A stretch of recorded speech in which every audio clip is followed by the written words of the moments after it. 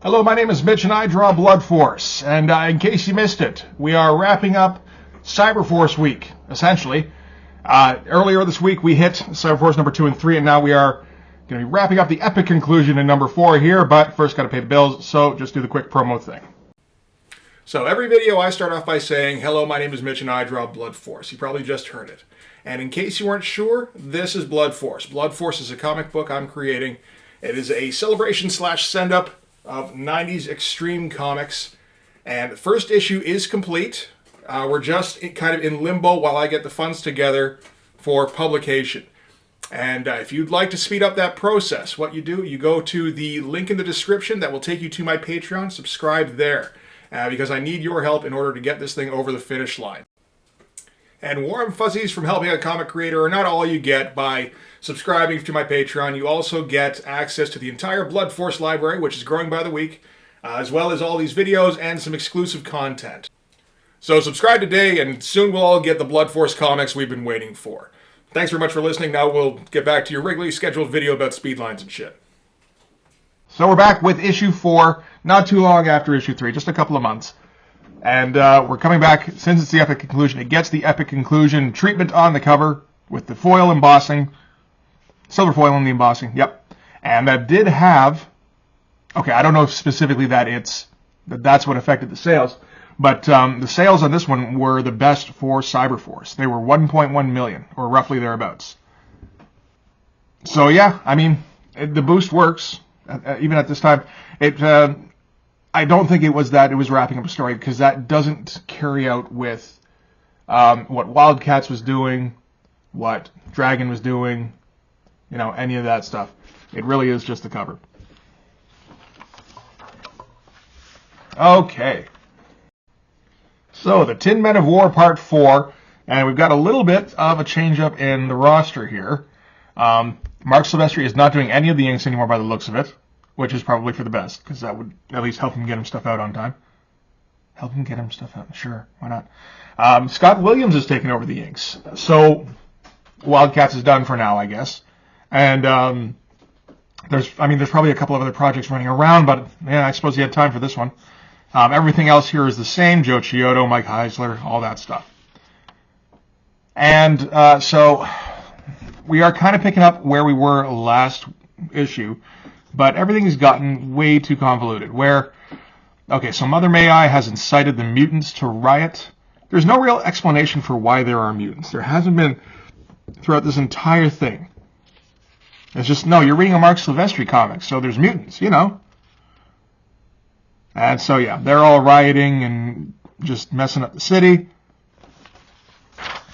That's all this page is about. Timmy and Velocity got recaptured, which I don't remember. Where did that happen? There was the fight here. She's dreaming stuff, and then they escape.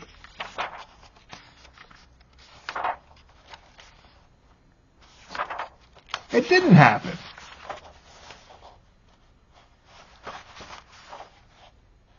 No, because they're right there and they get away. We're out of here, and then they just didn't. Okay, I thought maybe I missed something, because I'll be honest, I'm not reading these super closely, because they're not fun.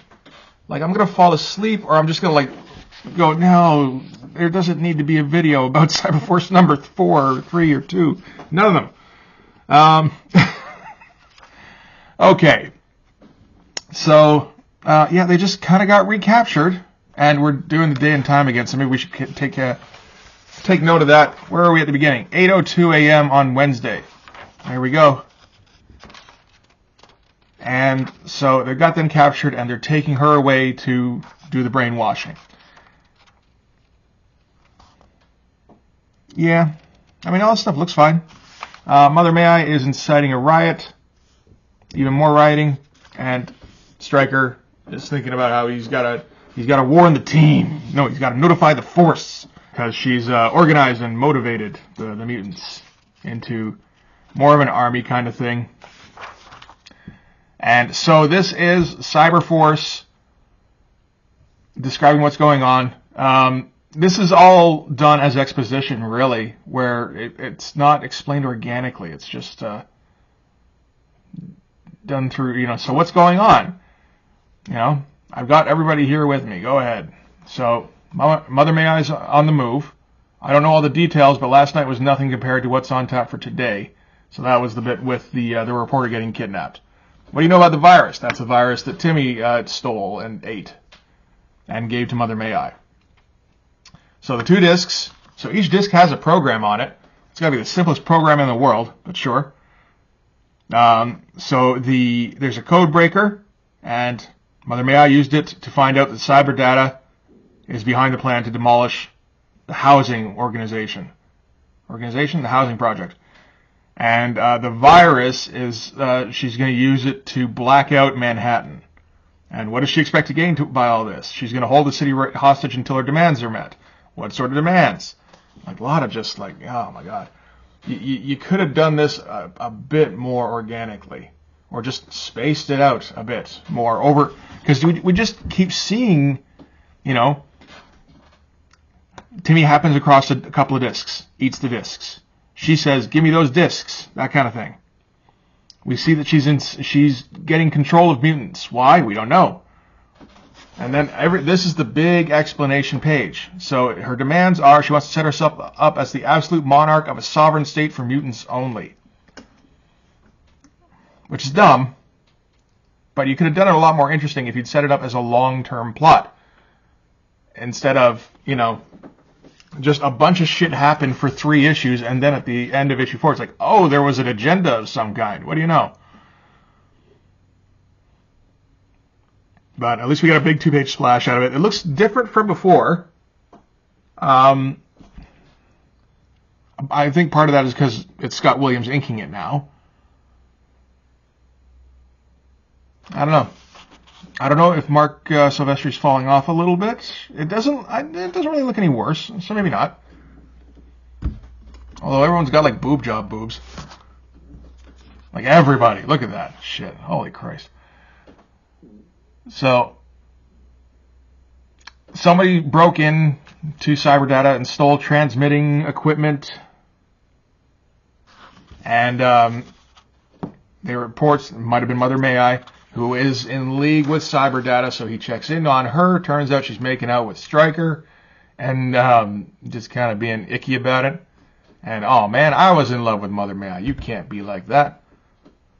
And then he gets yelled at by Big Bad Daddy here with his really weird facial hair. Like growing right out of the nostrils, almost, like from the cheekbones here.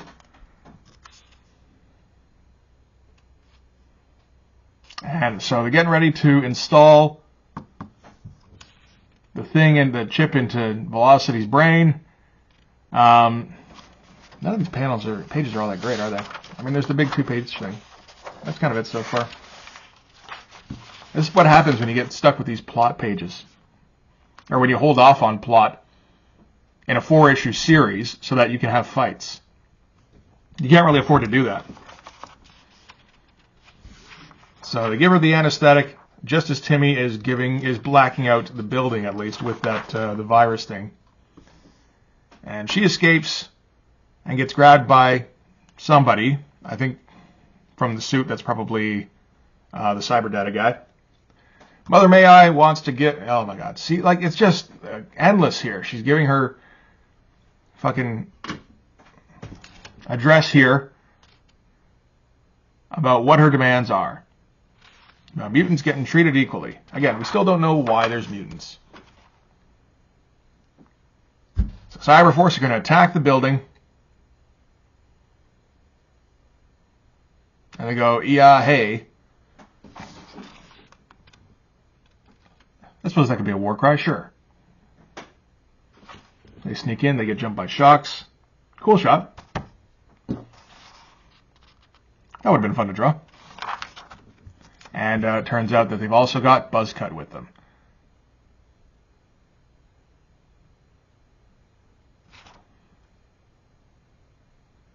And again, I guess it's another cool shot. But given how much... Yeah. pretty much everything got squashed in here. I kind of would have preferred, I think, that the double page spreads got reduced so that we could, you know, maybe like stretch out the story a bit more. So we don't have to jam everything in here. So they're getting attacked, you know, and this is just standard action-y stuff. And we get a lot of this here where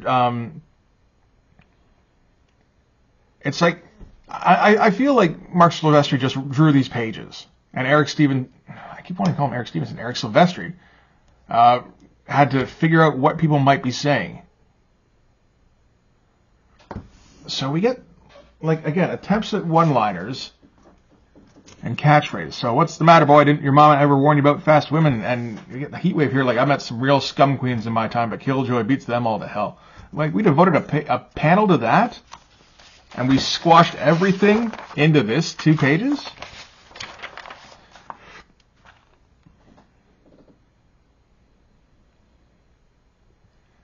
Okay, so he's getting reports about Cyberforce attacking the building. We're also hearing about mutants rioting. And then Ballistic brings Velocity up to basically convince Mother May I to back down.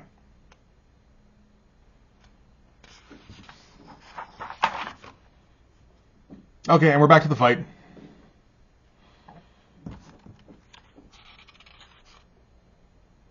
And this stuff here looks very simple. I wonder if this is just Mark Silvestri going, or again, it doesn't. This doesn't feel like he's in peak form anymore. So I don't know. Maybe he needs to be doing those 20 pages a month in order to really keep it up. Because it feels like he's falling off a little bit here. It is a lot quicker. I like this here with the 2 firepower guys just kind of closing in on each other. But then, you know, tiny panel here.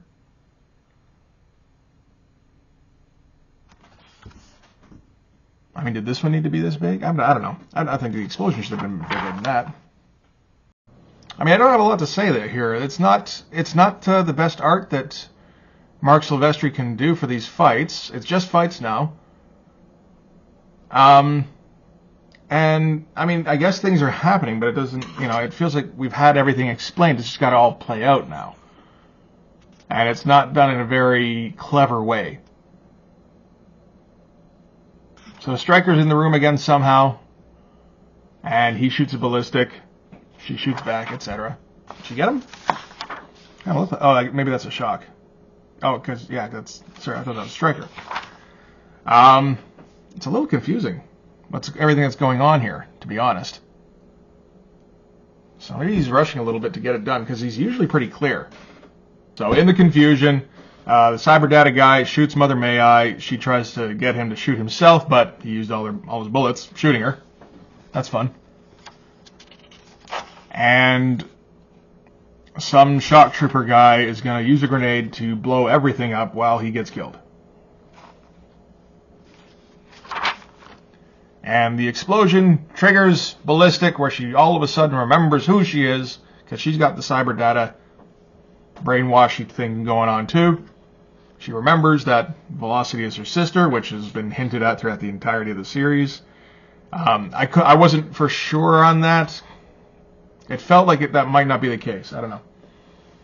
And Mother May I actually was their mother. I mean, this could all be still either brainwashy stuff or stuff that she's implanted in their brains.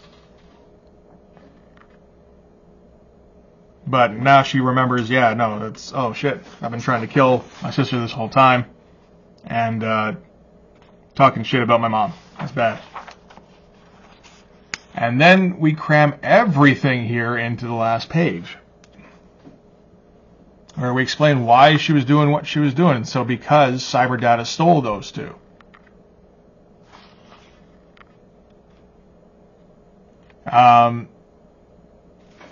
Yeah, there's no explanations here. Okay. I was bad, got caught, cyber data locked me up. They said I could never see you again. What does that mean? I was bad and got caught. One day I broke out, got drunk, went nuts. Figured if I couldn't have you, nobody could. I started the fire. So, I mean, like, there is a fire in the dream sequences, but, like, there's no explanation what the shit happened to any of that. I suppose they might elaborate a little bit at some point. But this is like the motivation for the whole miniseries. And it didn't really explain much of anything. There's just some revelations that were like, oh, okay. I mean, the ballistic one we would have seen coming a mile off. The Mother May I one, it almost feels like it might not even be true still. And then we get a sitcom ending here, where it turns out that the android cat's okay. And he's like, did I miss anything? He's like, yeah. There's a kidnapping and a car bomb and a biker from another planet, and the lights went out. That's the ending. That's kind of shitty. You'd want to stretch that out a bit. And he could. He could have just drawn another 4 pages or something, because these were done in like 4-page bursts, right? Didn't want to do that.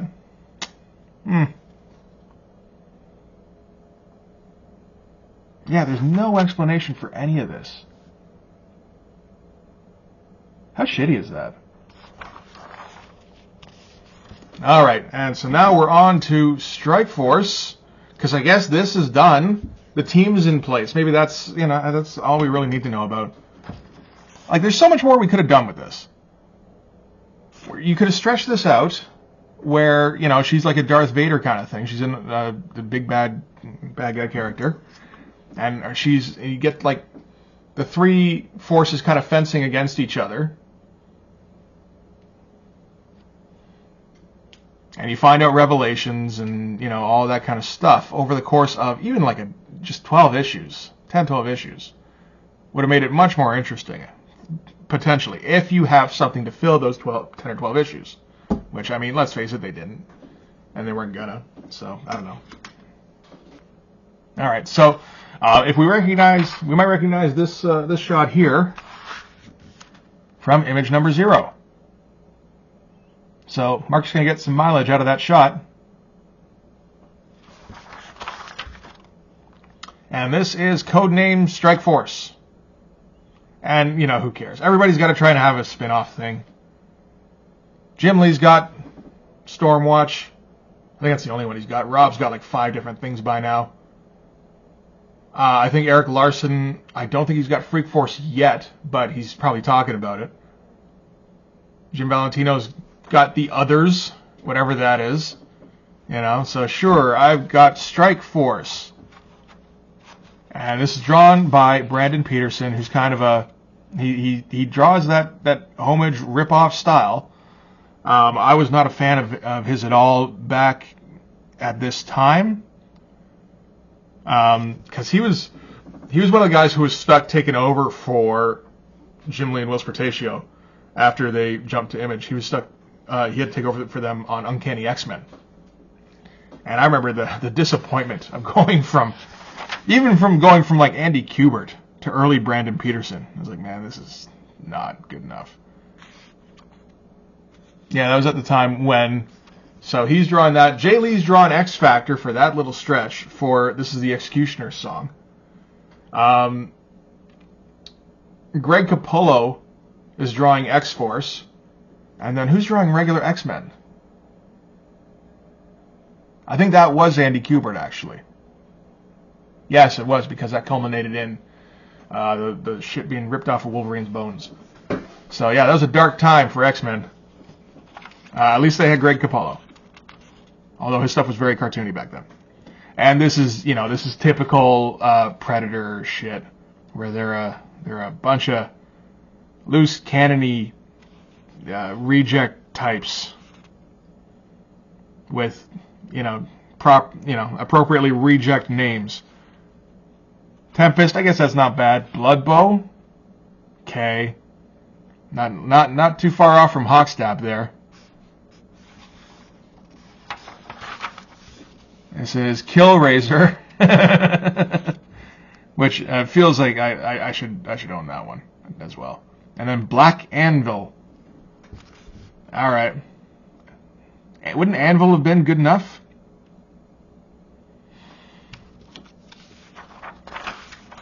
Yeah, and they're all being paid $1 million each to jump out of a helicopter to do something.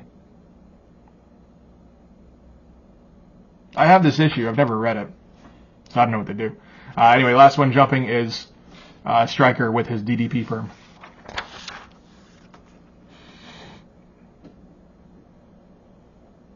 Yep, and get ready for Cyberforce #1. You asked for it. I mean, sure. I think they probably would have liked just for the series to continue. That would have been fine too. We didn't need a redo. What's the point of a redo? Why not just do #5?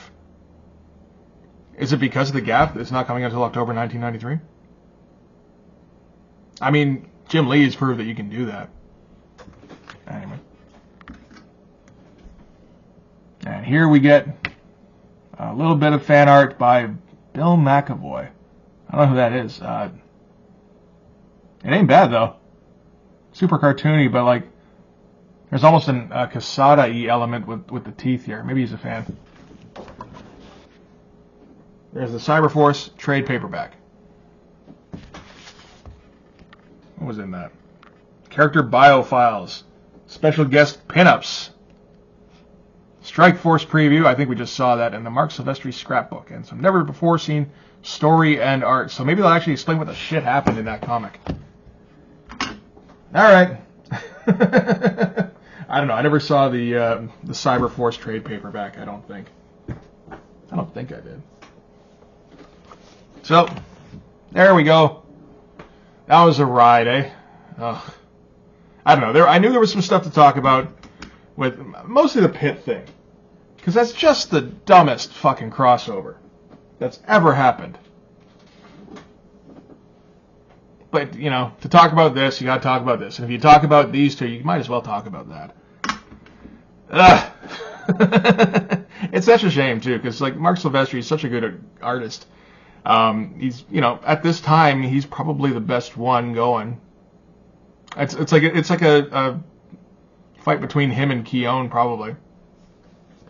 Portatio isn't really in the mix. Jim Lee is like, you know, he's like 4 months in between issues at the time. So's Keown. What am I talking about? He's doing 2 issues a year. All right, so at least we're done this now. We can move on to the Killer Instinct crossover eventually. So if you like this video, you might not have, because I get pretty, and I started running out of steam towards the end. I know that. But please hit like and subscribe if you did. Hit the notifications so you get notified when I drop more of these. I may do this again. I probably will, where I just do a bunch of issues over the course of a week. Hopefully, it'll be something a bit more fun. You know, when you got stuff that looks great but has no story and, you know, no interesting subplots, no clever dialogue, it's still a slog to get through. But yeah, no, go follow me on Twitter so you'll know when I drop more of these. More importantly, go over to Patreon and subscribe there because I need your help in order to get Blood Force out on the shelves. But thanks for sticking with me this long. I'll see you guys in the next video. Bye-bye.